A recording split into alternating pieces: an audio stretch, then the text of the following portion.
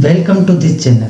आज मैं चर्चा करना चाहूंगा उस बड़ी ट्रेंडिंग खबर की जो स्पेस टूरिज्म से रिलेटेड है और हम भारतीयों को बड़ा प्राउड फील करा रही है।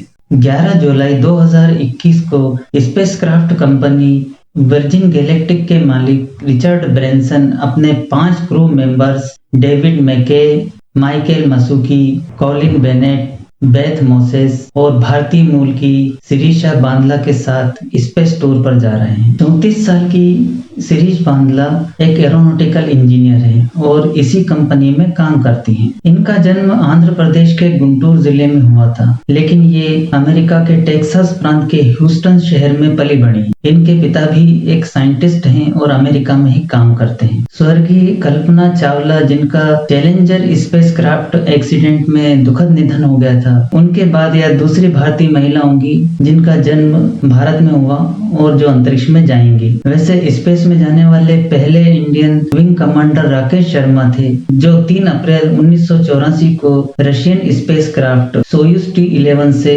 अंतरिक्ष में गए थे। अब बात करते हैं स्पेस टूरिज्म की।